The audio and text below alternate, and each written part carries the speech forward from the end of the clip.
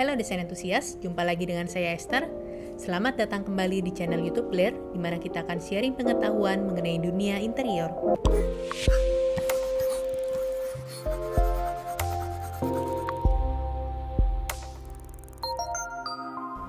Mendesain kamar tidur anak dapat menjadi tugas yang menantang sekaligus menyenangkan, karena kamar tidur anak seringkali bersifat multifungsi. Selain tidur, anak-anak menghabiskan waktu untuk bermain dan belajar di dalam kamar tidur mereka. Sehingga kita harus mempertimbangkan bagaimana menyeimbangkan kebutuhan akan stimulasi bermain yang kreatif dengan lingkungan yang nyaman dan menenangkan untuk tidur. Fungsional sebagai tempat istirahat, namun juga tetap menyenangkan dan menginspirasi. Menjadikan kamar anak merupakan tempat yang tepat untuk kreatif dalam mengekspresikan kepribadian anak yang khas. Perencanaan kamar anak tergantung pada usia anak. Usia anak akan menentukan apa yang dibutuhkan dan bagaimana kita akan menata ruangan. Kebutuhan usia bayi dengan usia balita, dengan usia anak sekolah tentunya akan berbeda.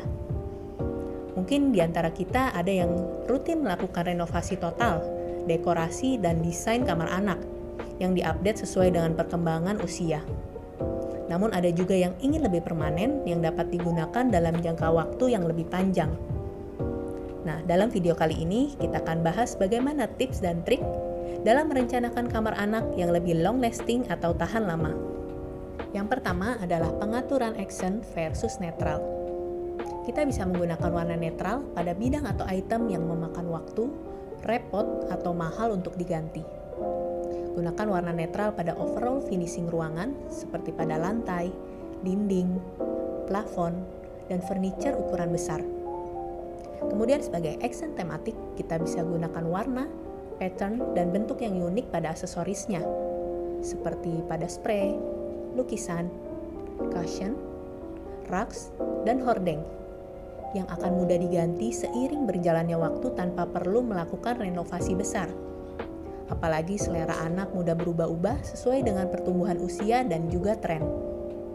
Kita bisa menggunakan stiker dinding yang dapat dilepas pasang dengan mudah, sebagai variasi detail yang imajinatif, dibandingkan menggunakan mural atau lukisan dinding yang memakan waktu. Kita juga bisa bermain dengan bentuk dan jenis pencahayaan yang unik yang mudah diganti, sebagai alternatif untuk lampu malam atau lampu samping tempat tidur. Misalnya seperti fairy lights yang menempel pada dinding atau ranjang yang memberikan cahaya menenangkan dan tetap terlihat stylish untuk usia anak yang lebih besar. Yang kedua adalah pemilihan tempat tidur yang tepat. Walaupun kamar anak dapat bersifat multifungsi, tetapi tujuan utama dari kamar tidur tentunya untuk beristirahat. Sehingga kita harus memilih tipe tempat tidur yang sesuai dengan kebutuhan usia dan kegiatan anak, dengan mempertimbangkan desain, kualitas, ukuran, dan bentuknya. Menggunakan bassinet atau crib tentunya tidak terlalu efektif untuk digunakan dalam jangka waktu yang panjang. Berikut beberapa pilihan tempat tidur yang dapat digunakan dalam jangka waktu yang lebih lama. Yang pertama adalah toddler bed.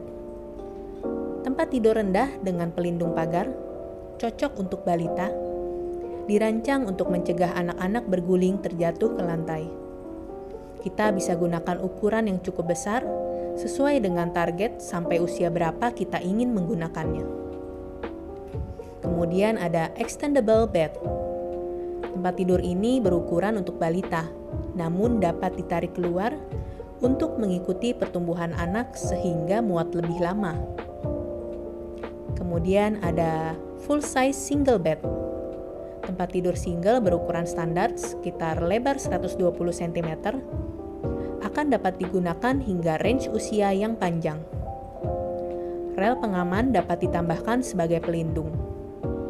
Pertimbangkan kasur tambahan yang dapat ditarik di bawah tempat tidur, yang dapat digunakan untuk persiapan sharing bedroom antar anak jika akan lebih dari satu, atau untuk keluarga dan teman dekat yang menginap. Lalu double bed. Tempat tidur dengan ukuran lebar 160 hingga 200 cm. Jika ukuran kamar cukup besar, kita bisa menggunakan double bed yang dapat digunakan hingga anak dewasa. Tempat tidur yang besar lebih baik daripada tempat tidur yang kekecilan, selama ruangan masih dapat mengakomodir.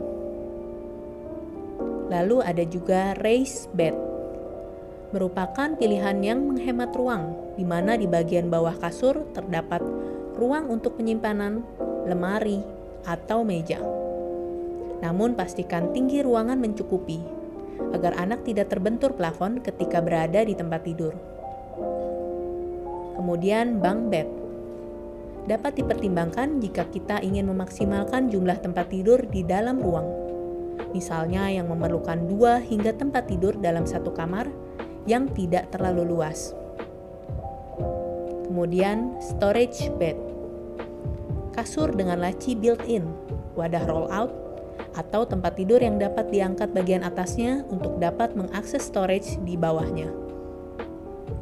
Lalu ada day bed, didesain seperti sofa dengan pelindung sandaran di satu atau ketiga sisinya. Multifungsi sebagai tempat duduk di siang hari, sekaligus sebagai tempat tidur yang nyaman pada malam hari. Bisa dilengkapi dengan storage tambahan atau kasur tambahan di bagian bawahnya. Yang ketiga adalah pengaturan penyimpanan. Seorang anak akan membutuhkan banyak ruang penyimpanan untuk meletakkan pakaian, buku, mainan, peralatan sekolah, dan sebagainya. Perlengkapan tersebut akan bertambah sesuai dengan perkembangan usia, sehingga harus ada tempat yang cukup untuk mengakomodirnya. Dimanapun memungkinkan, buatlah penyimpanan, seperti di bawah meja, di bawah tempat tidur, atau rak gantung. Manfaatkan ruang secara vertikal jika memang space terbatas. Penyimpanan yang cukup membuat kamar anak lebih rapi dan terorganisir. Perhatikan ketinggiannya agar dapat dijangkau oleh anak-anak, terutama untuk barang-barang yang sering anak pakai, agar mereka dapat mengakses dan belajar bertanggung jawab dalam mengorganisir dan merapikannya sendiri. Dan juga perhatikan posisi penyimpanannya, terutama untuk rak-rak gantung yang terbuka, sebaiknya tidak dekat dengan area tidur. Kita bisa mengkombinasikan penyimpanan terbuka dan tertutup. Penyimpanan tertutup untuk barang-barang yang cenderung akan berantakan, seperti Lego atau parts mainan yang kecil. Sementara penyimpanan terbuka untuk barang yang indah dipandang, lebih besar, dan kecenderungan berantakannya lebih rendah, seperti boneka, lukisan, atau prakarya anak. Yang keempat, sediakan ruang kosong.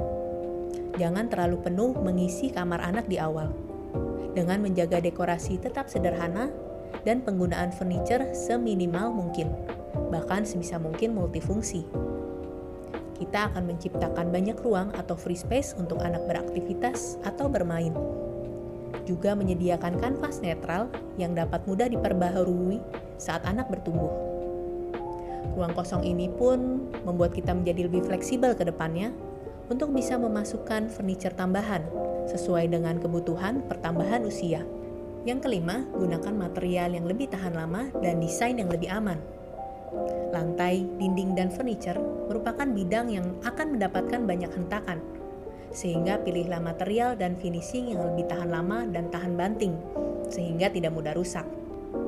Jika menggunakan wallpaper, pilihlah material pelapis yang kualitasnya lebih tebal atau bahkan tahan air dan goresan.